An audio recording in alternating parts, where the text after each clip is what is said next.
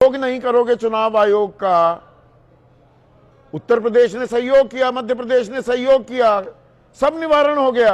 ये ममता बनर्जी सहयोग करने को तैयार नहीं। देखिए, मुझे लगता है संदीप भाई, सहयोग राजनीतिक दल नहीं कर रहे हैं, बीजेपी का सहयोग पूरी तरह से इलेक्शन कमीशन कर रहा है। आप 4-5 चीजें देखिए किस तरह से एक सबसे पहले स्टेटमेंट आया सांसदों के लिए, इलेक्शन कमीशन कहता है गेट लॉस्ट, मतलब अहंकार की पराकाष्ठा देखिए, गेट लॉस्ट। हाँ, दफा हो जाओ। सांसदों का एक डेलीगेशन जाता है टीएमसी के लिए। उसके बाद वोट का अधिकार समाप्त करने के लिए जो जो हथकंडे अपनाए जा सकते हैं, जो आपने कहा आफ्टर थॉट, यह आफ्टर थॉट नहीं है, सब अलग अलग राज्यों में अलग अलग तरह के प्रयोग हैं। महाराष्ट्र में 50 लाख से ज्यादा वोट जोड़ दिए, हरियाणा में काट दिए, आसाम में कुछ नहीं किया, वेस्ट बंगाल में नया ही एक शगुफा कर दिया कि 27 लाख वोटों को निपटा दिया, बिहार में आधार कार्ड को नहीं मानेंगे। आप घूमते रहिए। झूठा महिला आरक्षण बिल में पूरे देश को 5 दिन तक उलझाया और उसके बाद ये पूरी तरह से कांड कर दिया इन्होंने। इसमें अभी तक इलेक्शन कमीशन की तो कोई साख नहीं बची। असलम खान है, आलोक भाई, असलम खान है हमारे दर्शक अलीगढ़ वासी, वो कह रहे हैं पहले वोट डालने के बाद बूथ लूटे जाते थे, अब वोट डालने से पहले ही वोट लूटे जा रहे हैं। कमाल हो रहा है।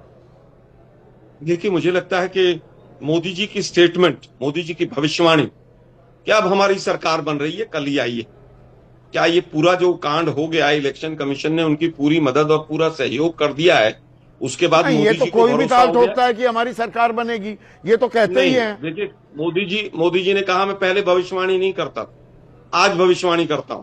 इसी तरह की भविष्यवाणी छत्तीसगढ़ में जब 21 सीटों पर, कांकेर और जगदलपुर की जब सीटों पर चुनाव हो गया था, उसके बाद मोदी जी ने कही थी। मैं बिल्कुल कोरिलेट कर रहा हूं कि कहीं ना कहीं इलेक्शन कमीशन ने उनको कोई इशारा दिया है। वोट चोरी के अलग अलग तरीके, मतलब आप हिंदू मुस्लिम में भी बांट दीजिए वोटर को, आप पूरी तरह से छोटी छोटी डिस्क्रिपेंसी को, स्पेलिंग को, महिलाओं के तो सरनेम वैसे ही बदल जाते हैं भाई शादी के बाद, आपने अलग अलग चीजों को वहां पर जोड़ लिया। संसद में इंपीचमेंट नहीं होगी सीसी के खिलाफ, आप सीसीटीवी फुटेज नहीं देंगे, आप मशीन रीडेबल वोटर लिस्ट नहीं देंगे, सख्ती करेंगे और उसका सख्ती का दुरुपयोग आप हथियार डाल रहे हैं क्या? टीएमसी तो हथियार नहीं डाल रही, आप पहले से ही हथियार डाल रहे हैं कि पश्चिम बंगाल में खेला हो गया। संदीप भाई देखिए, हथियार नहीं डाल रहा, भारतीय लोकतंत्र बिल्कुल गड्ढे में जाता हुआ नजर आ रहा है। अभी तक इलेक्शन कमीशन पर पूरी तरह से सवालिया निशान थे, लेकिन सुप्रीम कोर्ट की एक स्टेटमेंट कि अगली बार डाल लेंगे, इससे ऐसा लगता है कि सुप्रीम कोर्ट भी शामिल ऑब्जर्वेशन होती है ना, वो बातचीत में, जरहबाजी में इस तरह की बात कही जाती है। इलेक्शन कमीशन से जब विश्वास उठ गया, क्या सुप्रीम कोर्ट से भी अगर विश्वास उठ जाएगा तो लोग कहां जाएंगे? ये बहुत बड़ा सवालिया निशान है। सुप्रीम कोर्ट का ये स्टेटमेंट अपने आप में भारतीय लोकतंत्र की हत्या करने के लिए बड़ा बेहतरीन सवाल आया है। ये भरत का सवाल लीजिए, पीसीआर, यहां पर राकेश शुक्ला, ये सवाल, इसको देखिए, महिला आरक्षण का सवाल भी यहां पर ले आए हैं। भरत है जोधपुर वासी, वो कह रहे हैं घुसपैठियों की आड़ में मतदाताओं का नाम काटना वैसा ही है जैसे भारतीय संसद में महिला आरक्षण की आड़ में परिसीमन बिल लाना। ये जामा पहनाया जा रहा है क्या? लॉजिकल डिस्क्रिपेंसी, तार्किक विसंगति, लॉजिकल तरीके से कोई समझा पा रहा है? ये काम तो इसी को करना चाहिए था कि नहीं, चुनाव आयोग को। 14,28,000 वोटों पे सवाल खड़ा कर रहे हैं। मेरे मन में एक नया प्रश्न है कि 12 राज्यों में जो एसआईआर हुआ है उसमें 6 करोड़ 8 लाख लोगों के नाम कटे हैं और अब हमारे यहाँ नए सिरे से जनगणना होने वाली है। तो यदि वोटर लिस्ट में नाम नहीं है और जनगणना होगी तो क्या 6 करोड़ 8 लाख लोगों के नाम उसमें जनगणना में आएंगे या नहीं आएंगे?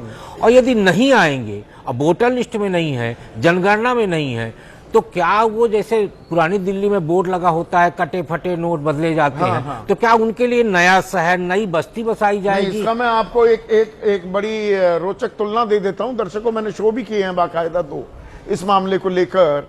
वो 2 करोड़ 89 लाख की जगह अब 2 करोड़ 4 लाख नाम कटे हैं उत्तर प्रदेश में, तो वो 13 करोड़ 60 लाख के करीब का आंकड़ा आया, या 14 करोड़ के करीब, अभी मुझे एग्जैक्ट फिगर ध्यान नहीं है इतना। ये केंद्रीय चुनाव आयोग का आंकड़ा है और राज्य चुनाव आयोग जिसके जरिए, जिस मतदाता सूची के जरिए पंचायती राज और लोकल अर्बन बॉडीज के चुनाव होते हैं, वहां 17 करोड़ से ऊपर के मतदाता हैं। 2-2 मतदाता सूची हैं, 3-3.5 करोड़ का फर्क है। तो प्रश्न तो ये आएगा ना कि वो 6 करोड़ लोग कहां जाएंगे। दूसरा, 14,28,000 वोटर की जहां तक बात है, तो यदि उनको न्यायिक निगरानी, न्यायिक अधिकारी की निगरानी में रखा गया है तो 50% तो वो वोटर मान लिए गए हैं। यदि आप उनको बिल्कुल बाहर नहीं कर रहे और न्यायिक अधिकारी की निगरानी में रखे हैं कि आप इनको चेक करिए कि सही है या नहीं है, तो जब तार्किक विसंगति की बात आती है तो चुनाव आयोग वो 50% जो विसंगति है उसको दूर करने में कितना समय लगाएगा। तो 14 लाख कोई प्रेस कॉन्फ्रेंस नहीं हो रही, कोई जानकारी नहीं दी जा रही। अरे ये 14,28,771 लोगों का क्या होगा, ये बताएगा नहीं चुनाव आयोग। भाई यदि बस चल रहा है जी, प्रक्रिया चल रही है। आप ये बताइए, चौधरी की स्पेलिंग में शुक्ला की स्पेलिंग में यदि गलती है, मान लीजिए यदि गलती है, तो भारत में बने हुए जो आपके आधार कार्ड हैं उसमें कितनी विसंगतियां हैं। मेरे ड्राइविंग लाइसेंस में विसंगति है। तो आप उस विसंगत के चलते या उस विसंगत को सुधारने में कितना बड़ा पैरामीटर लगेगा, कितना बड़ा समय लगेगा। आप 50% यदि आप ड्राइविंग लाइसेंस में 26 अक्टूबर मेरा जन्मदिन है, वो 20 अक्टूबर लिखा हुआ है। मैं गया भी आरटीओ के पास, उसमें लंबा समय लगता है। तब तक मतलब क्या मैं क्राइम कर दूंगा अगर मेरी गाड़ी कहीं एक्सीडेंट हो जाती है कि ये जी बिना या अवैध या गलत ड्राइविंग लाइसेंस से चला रहा है गाड़ी। नहीं, सवाल वहीं पे जो आप कह रहे हैं कि यदि आपका ड्राइविंग लाइसेंस मान्य है तब तक जब तक उस त्रुटि को सुधारा नहीं जा सकता। तो जब तक इस त्रुटि को नहीं सुधारा जा सकता, 2002 में जिनके नाम थे, मैं तो बाकायदा नाम लेकर, सुवर्णा मंडल 2002 की इलेक्टोरल लिस्ट में नाम था, 2028 तक का पासपोर्ट है। पासपोर्ट से बड़ा, उससे ज्यादा सघन जांच नागरिकता की, जबकि नागरिकता तय करने का अधिकार चुनाव आयोग के पास नहीं है। क्या हो सकता है? और वो लॉजिकल डिस्क्रिपेंसी में आ गई। नहीं, मैं पासपोर्ट को भी किनारे करता हूं। हाँ, मैं सब कुछ किनारे कर रहा हूं। सबसे मूल प्रश्न यही है कि यदि 50% आप उसको वोटर मान रहे हो और न्यायिक अधिकारी की निगरानी में दे रहे हो, और यदि आपको लगता है कि 50% यदि ये वोटर है तो आप 50% रिलैक्सेशन दे सकते हो। रिलैक्सेशन दो, उसकी बाद में अगर गलती निकलती है तो जो कार्रवाई करनी है करो। पर ये चिड़िया कहां से आई, ये चिड़िया क्यों बिठाई गई, लॉजिकल डिस्क्रिपेंसी, तार्किक विसंगति के नाम की, और इस पर खुलासा क्यों नहीं हो रहा, वो सप्लीमेंट्री लिस्ट आएगी क्या, या ये वोटर अधर में अटके लटके भटके रहेंगे?